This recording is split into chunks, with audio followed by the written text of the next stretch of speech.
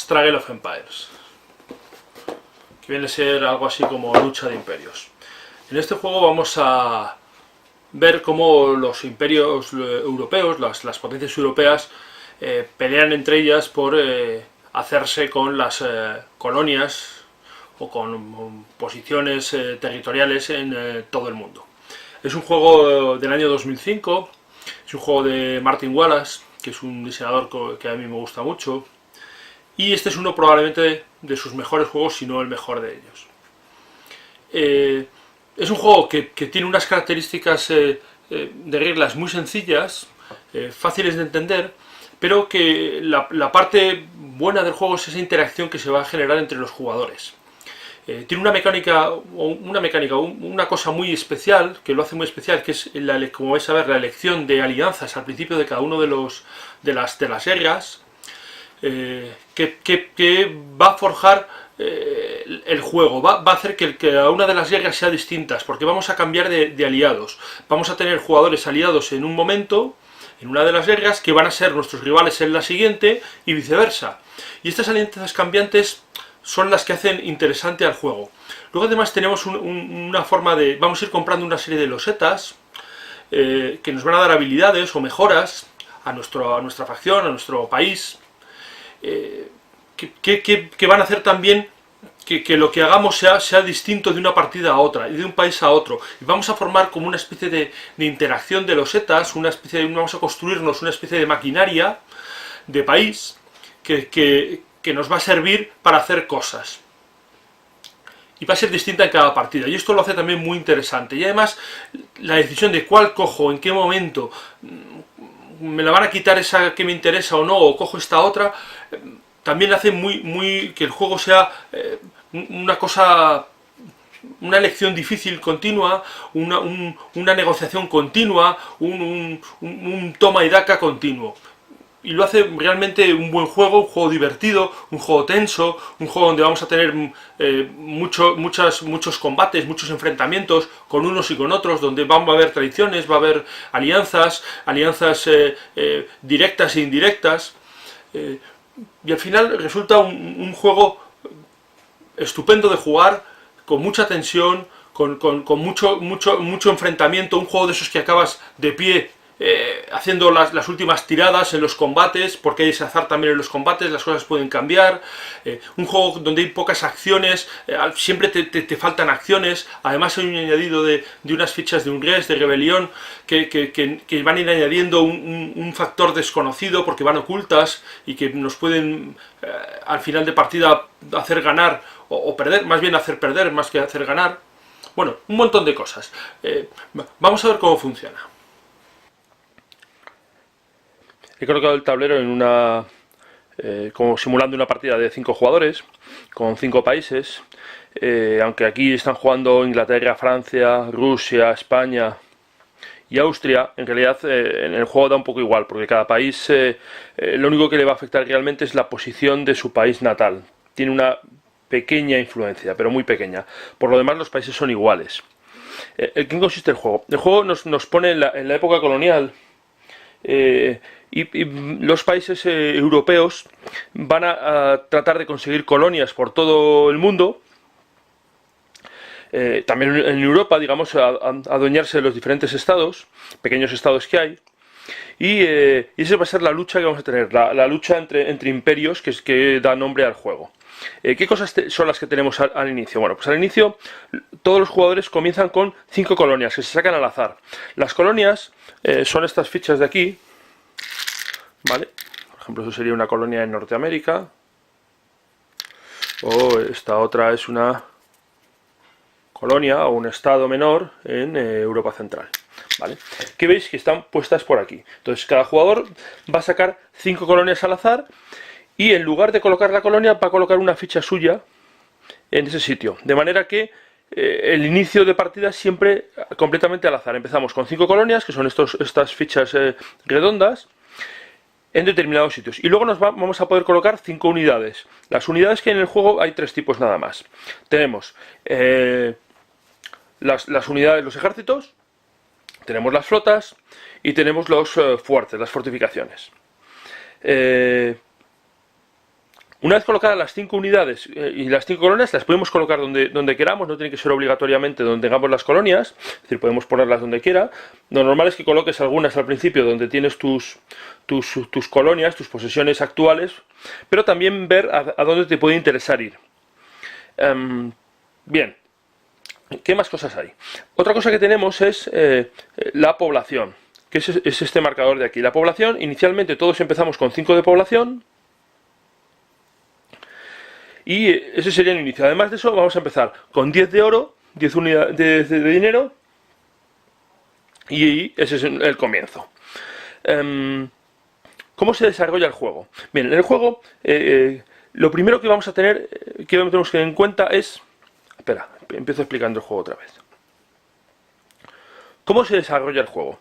Bueno, lo primero que tenemos que tener en cuenta es que el juego dura tres guerras, digamos, y cada guerra se va a dividir en un número de rondas, que son estas de aquí. Dependiendo del número de jugadores serán 5 o 6, si jugamos a 5 o más jugadores serán 5, si jugamos a menos de 5 jugadores serán 6. Y en cada ronda cada jugador va a poder hacer 2 acciones. Se van a ir haciendo por orden de posición, que se va a determinar aquí. Lo primero que tenemos que saber, y es muy importante, y es una de las cosas originales que tiene el juego, y de hecho de las más interesantes, es que al comienzo de cada guerra se va a pujar por la posición de cada país en diferentes alianzas. Va a haber 2 alianzas. Una alianza y otra alianza. Entonces cada jugador al comienzo de la guerra, al principio se va a hacer al azar, cada jugador va a proponer la posición de 2 jugadores. Por ejemplo, supongamos que un jugador decide que España va en una alianza y Austria en otra. Y los jugadores pujarían si les interesa que esté esa o no. Un jugador propone esto, el siguiente jugador dice, vale, yo estoy de acuerdo, no pujo. El siguiente dice, vale, pues yo voy a pujar uno más, pero quiero cambiar, en lugar de España, poner a Francia. ¿Vale? Y dice, vale, pues el siguiente jugador puja, no, yo voy a pujar otro más, ¿vale? A lo mejor la puja ya van 3. Y yo lo que quiero es quitar estos 2 y voy a poner a Inglaterra arriba y a Rusia abajo. Bueno, lo que sea, el total, que al final cuando la puja acabe, los jugadores, estas potencias van a quedar asignadas a una alianza. Pasarían aquí. Y se haría lo demás igual con las siguientes potencias, ¿vale? Pues podría ser España arriba y Francia abajo, o bien otro jugador podría cambiar a Austria, otro, lo que fuese. Como se decidiera. Y al final va a haber una composición de alianzas, con un bando 3 y otro 2 si es un número impar, o con un número igual si es un número par. Supongamos que queda así la cosa. Bueno, esto es muy importante, porque los jugadores que están en una misma alianza no se van a poder atacar entre ellos. Y esto pues nos va a ayudar a tener unos jugadores que, si bien a lo mejor no son estrictamente amigos, sí no van a ser enemigos, al menos durante esta guerra, porque hay 3 guerras, y en cada guerra van a cambiar las alianzas. Y esto es una de las cosas más interesantes del juego. Bien, una vez establecidas las alianzas, que en la primera guerra pues dan un poco igual, pero ya en la segunda y sobre todo en la tercera es muy importante el establecimiento de alianzas, porque nos puede proteger de un enemigo, estar en su misma alianza, que nos pueda quitar muchas cosas en una zona donde compartamos influencias, o compartamos provincias, o para poder atacar justo a ese rival que nos está ganando en puntos de victoria. Es muy importante. Y es muy interesante, lo vuelvo a recalcar porque es unas cosas interesantes, la formación de las alianzas en el juego. Bien, después, y en este orden, primero el primer jugador, el segundo, el tercero, cuarto, quinto, digamos, las alianzas además es importante en la situación, porque son el orden de juego, con lo cual, cuando elijamos quién va a ser el primer jugador o el segundo, digamos, en ponerse las alianzas, también van a ser los primeros en jugar, y a veces también es muy importante. O el último también puede ser muy importante, porque todos los demás ya han movido al final en la última ronda, el que mueve el último, pues digamos puede mover con facilidad, sin temer daños inmediatos, al menos inmediatos, sí en la siguiente guerra, pero no inmediatos. Bueno, entonces, los jugadores, una vez decididas las alianzas, comienzan a hacer acciones, por orden. Cada jugador puede hacer 2 acciones en cada turno. Y las acciones disponibles son las siguientes. Una acción que podemos hacer, la primera, y es una de las más importantes que podemos hacer, es comprar fichas, comprar estas fichas de aquí. Todas estas fichas de aquí van a representar alianzas, tecnologías, mejoras, compañías económicas, las compañías de las Indias, digamos, intereses económicos. una ficha de estas. Pero ojo, solo podemos comprar una por turno. Es decir, tenemos dos acciones y una podemos gastarla en estas fichas. Voy a enseñaros un poco cuáles son con más detalle por encima, para que veáis que realmente hay muchas cosas. Luego, cuando explique con más detalle el combate, vais a ver que todo esto influye un poquito. Las fichas estas son las fichas comerciales. Las compañías comerciales que nos van a dar dinero dependiendo de la cantidad de colonias que tengamos en cada sitio. Por ejemplo, las minas de oro de Sudamérica, como esta, pues nos va a dar un punto de dinero por cada colonia que tengamos en Sudamérica. Aquí. Al usarla la giraremos. Estará así, la giraremos para marcar que ha sido usada. Solo la podemos utilizar una vez por guerra, que es lo que significa el triángulo. Las de aquí son las alianzas con países menores, digamos Portugal, Imperio Otomano, Sajonia, o bien con nativos, los nativos americanos, los cosacos, y nos van a dar apoyo en tierra o en mar, y va a contar como un ejército más en el combate. Esa es una de esas fichas que digo que van a añadir modificadores al combate extra. Y luego todas estas de aquí, pues cada una de ellas hace cosas distintas. Las hay que sumar al combate, otras te permiten mover, reclutar tropas sin gastar población, o te permiten reclutar dos tropas cada vez que gastes una acción de comprar ejércitos, que es por ejemplo la milicia, o te da población extra, la agricultura, o te quita engrais, como la reforma de gobierno, te puede dar puntos de victoria, la industria, la oficina aérea te da un ataque gratis, el servicio diplomático te va a permitir reclutar un país de estos gratis, la logística te permite mover 3 unidades en lugar de 2 en el movimiento. Bueno, hay un montón de ellas, y tenerlas pues es lo que va a hacer la diferencia, y vamos a ir creando como una pequeña maquinaria, una cosa propia cada jugador. Tenemos también estas de aquí grises, que solo hay una de cada, son especiales: el ataque por sorpresa, la retirada y el bloqueo, que van a ser de un solo uso. Cuando lo usemos van a volver a estar disponibles y otro jugador las podrá comprar. Nos van a permitir cosas especiales. El ataque por sorpresa pues nos permite atacar a un jugador sin que le apoyen sus aliados. O la retirada, no perder tropas aunque perdamos una batalla. El bloqueo, evitar que un jugador llegue a una colonia, a un sitio, ¿vale? O sea, cosas distintas. Y luego tenemos dos también, que son los piratas y las revueltas de esclavos, que nos van a permitir quitarle colonias a otros jugadores sin quedarnos a nosotros. Digamos que los piratas se adueñan de la colonia, o los esclavos. Y eso además tiene su utilidad porque se lo podemos hacer a un jugador con el que estemos aliados. Una forma de hacerle puñeta a un jugador que no podemos atacar. Como veis, hay muchísimas cosas muy interesantes, y todo esto pues crea en conjunto con todo lo que os voy a ir explicando después de las reglas, un juego muy chulo, la verdad. Así pues, podemos comprar una ficha una tile, una ficha de tecnología o de mejora, una vez por ronda. Pero tenemos dos acciones. Las otras acciones que podemos hacer, ¿cuáles son? Otra de las acciones que podemos hacer es comprar ejércitos. Podemos comprar ejércitos, flotas o fuertes, ¿vale? Comprar un ejército nos va a costar un punto de población. Por ejemplo, si España, que tiene 5 puntos de población, como todos al principio, pues comprara un ejército, se quedaría en 4 de población. Y el ejército se va a crear en los países natales, ¿vale? Si es España, pues se quedaría en España. Y inmediatamente que lo creemos se va a poder mover, siguiendo las reglas de movimiento, que explicaré ahora cuando llegue a la orden de movimiento. Bien. Otra de las cosas que podemos hacer, pues de lo que hablábamos, precisamente la orden de movimiento. Cuando movemos, podemos mover 2 unidades. Podemos mover 2 ejércitos, 2 flotas, una flota y un ejército, ¿vale? Lo que queramos. ¿Cómo vamos a mover? Pues aquí hay que diferenciar 2 partes. Por un lado tenemos lo que son las colonias, que serían Norteamérica y estas de aquí, África, la India y las Indias orientales, ¿vale? Indias orientales. Y Europa. Se mueve de forma distinta. Bueno, no distinta, pero tiene alguna pequeña regla, ¿vale? Para ir siempre a las colonias, para poder mover, necesitamos tener, si queremos mover un ejército, necesitamos tener una flota en ese sitio, ¿vale? Queremos mover un ejército español a la India, no podemos, tendremos antes que mover una flota. Como movemos 2 unidades, podríamos mover la flota de África a la India y luego el ejército aquí. Pero además, cuando se mueve un ejército, siempre que se mueve una colonia o regresa de una colonia a Europa, tenemos que tirar un dado. Si sale un 1, puede tener problemas. Tiraremos un dado de 6, un 1, volveremos a tirar de nuevo un dado. 1 y 2, la unidad queda eliminada. 3 y 4, regresa a la metrópoli. 5 y 6 no ha pasado nada. Es decir, hay un pequeño porcentaje de que tengamos problemas. Que no pasa mucho, pero pasa siempre en el momento más inoportuno, como suele pasar en este tipo de cosas. Bien, así que el movimiento de las colonias es ese.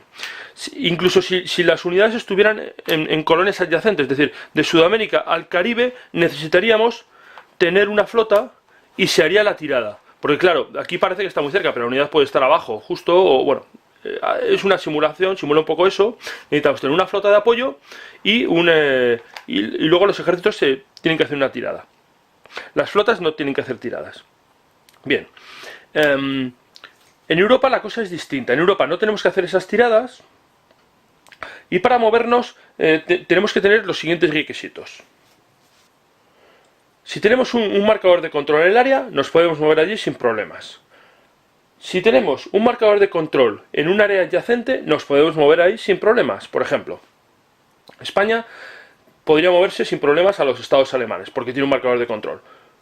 O a Centro Europa o el Imperio Otomano. Bueno, el Imperio Otomano es especial, ahora lo veremos. Bueno, pero para moverse al Mediterráneo no tiene un marcador de control, pero tiene un adyacente.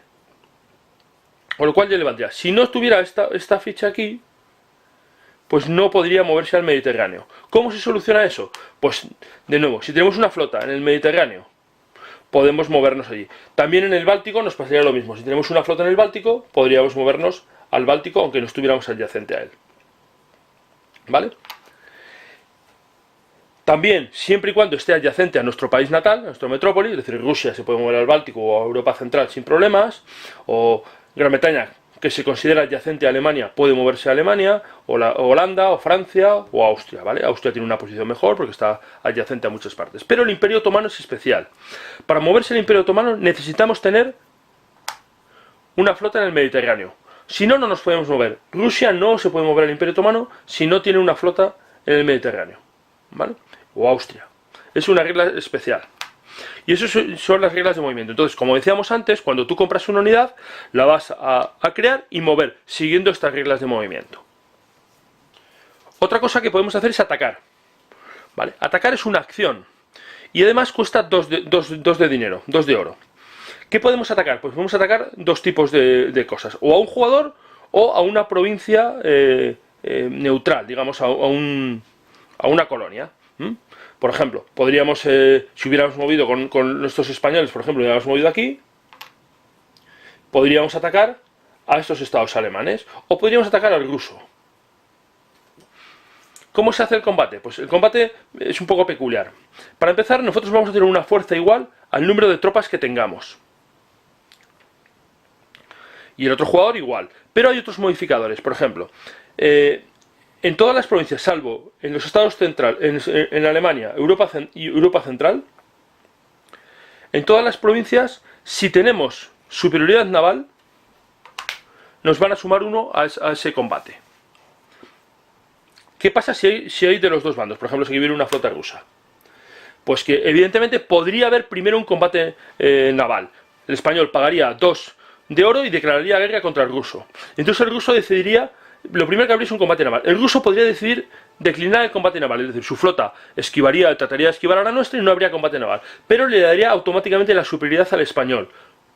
Si no, habría un combate naval. Y el vencedor de ese combate naval sería el que tendría superioridad.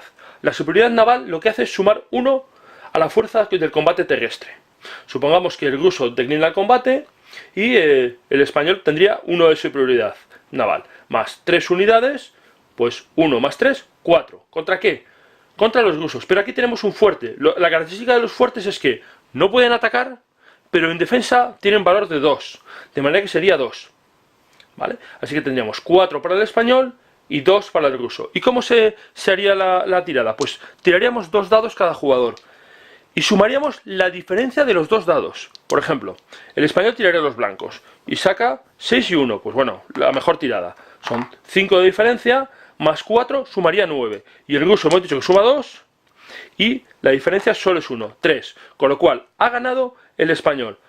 ¿Qué pasa cuando uno gana una batalla? Cuando se gana una batalla. Bueno, el jugador que ha perdido debe perder una unidad, pero solo una, da igual la diferencia, pierde una unidad. La única condición es que si uno de los dos jugadores ha llegado a sumar un total de fuerza de 7 o más, ambos bandos tendrán una baja extra. Y esto ha pasado aquí. Hemos dicho que había 3 españoles más un barco que daba apoyo, 4, y ha sacado 5 de diferencia. Por un 6 y un 1 hay 5 de diferencia. Luego la suma es 9, 7 o más, que es lo que hemos dicho. Si tiene 7 o más, hay una baja extra. De manera, como ha ganado el español, el ruso perdería una tropa, solo tiene una, normalmente.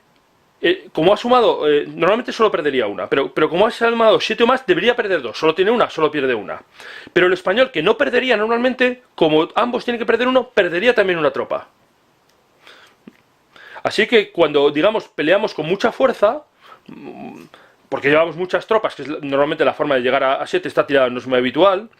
Uno normal pues hubiera sido algo así, por ejemplo, que habría ganado el español también, serían 2 más 4, 6, contra 2 más 1, 3. Pues en esto moriría la ficha rusa y ya está.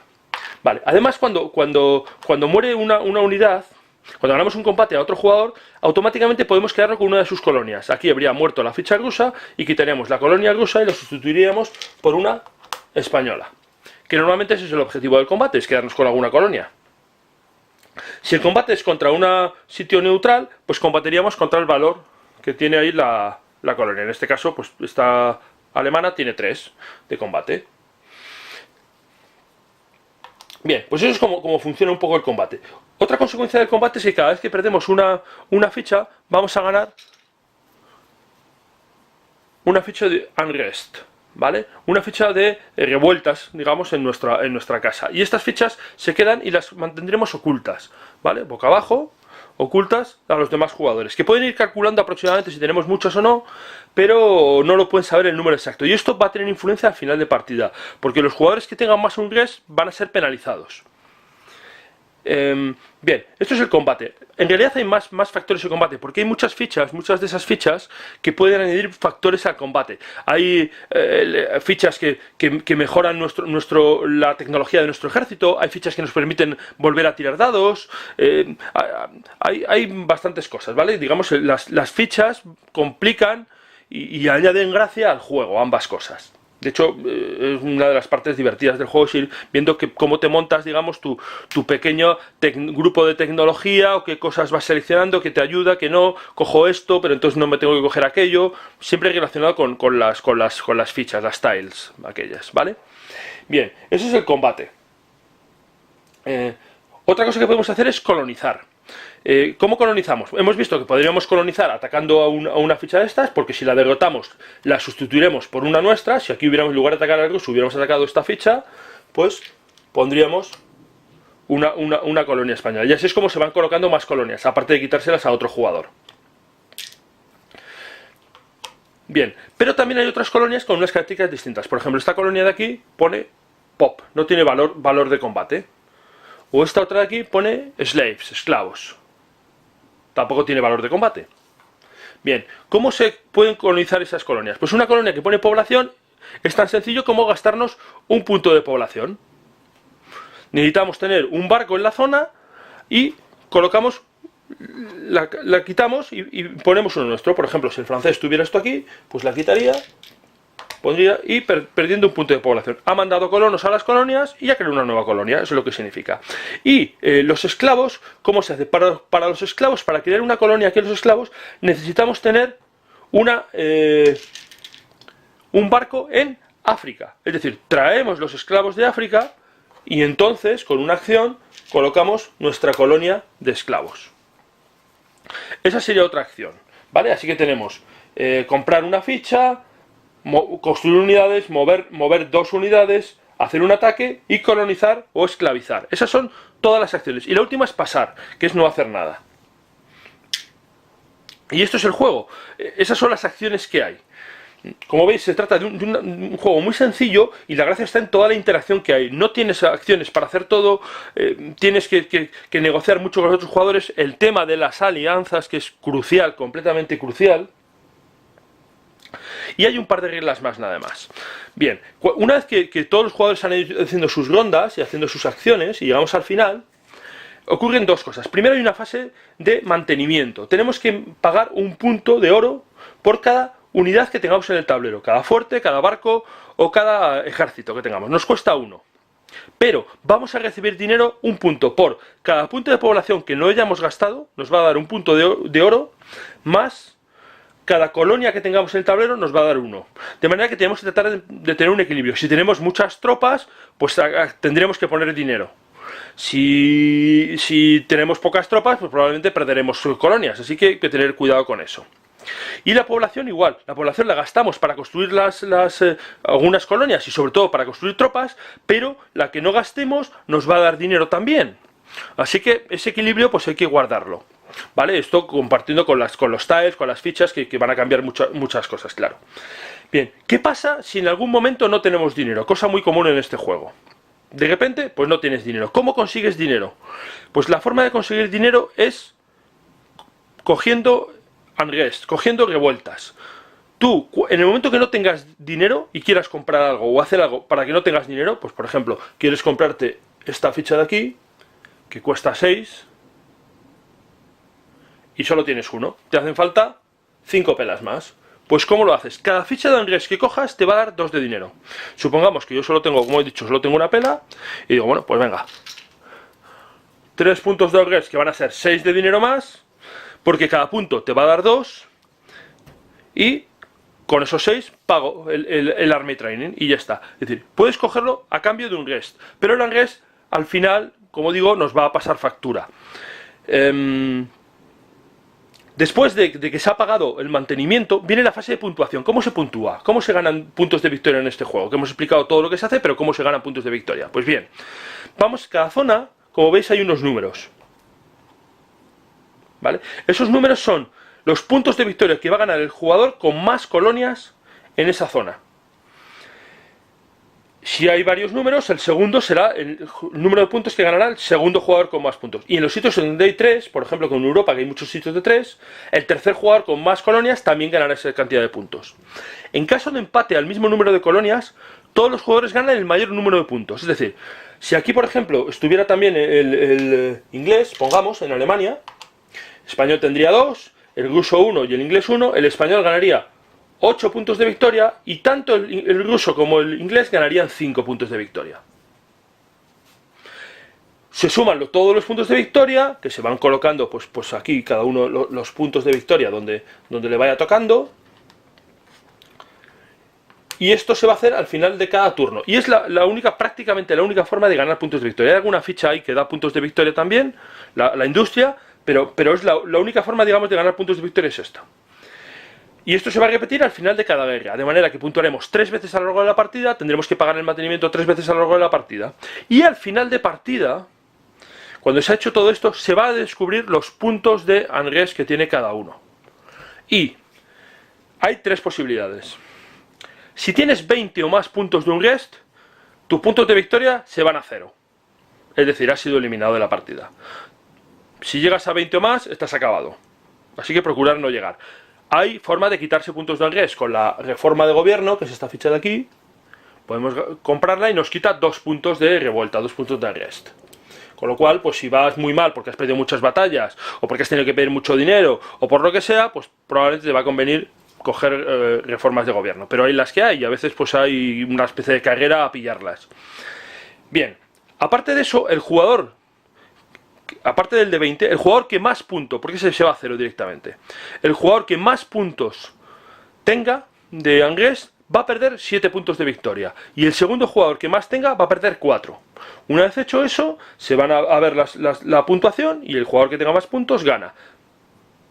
Y en caso de empate, quiero recordar que el que tenga menos unrest gana. Así que eso es el juego. ¿La gracia del juego cuál es? Lo que he dicho, las alianzas. Muy importante dónde se sitúa uno, dónde se sitúa el otro y demás. Y luego la construcción, digamos, de tu pequeña maquinaria de ejército, de país, con las fechas que vas comprando, las tiles que vas comprando.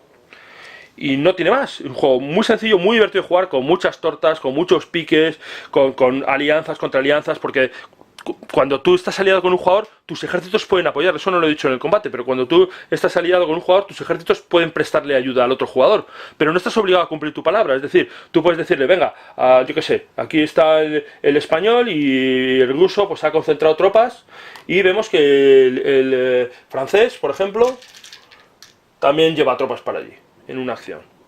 Y como vemos aquí, francés y ruso están aliados. Pues el francés podría decirle al ruso: oye, ruso, ¿me ayudas para tomarle un sitio al español? Y el ruso decirle: sí, sí, yo te ayudo. ¿Vale? Sumarían fuerzas. El español le podría pedir ayuda al inglés si tuviera tropas, porque están en la misma alianza. También en defensa. Pero no estás obligado a cumplirlo. Tú puedes decir: sí, sí, te voy a ayudar. Y luego cuando llega el combate, decir: bueno, se me ha olvidado, no han llegado las órdenes. Con lo cual tienes, claro, te vas a acordar de la madre que parió a tu aliado que no te ayuda y esas cosas, pero bueno, es lo que tienen este tipo de juegos. Así que como veis, es un juego muy interesante, muy sencillo y se puede conseguir todavía, aunque es un juego que lleva bastante tiempo. Lo hay en mercado de segunda mano y he visto por ahí que se puede conseguir, incluso en alguna tienda. Y bueno, pues yo os lo recomiendo mucho.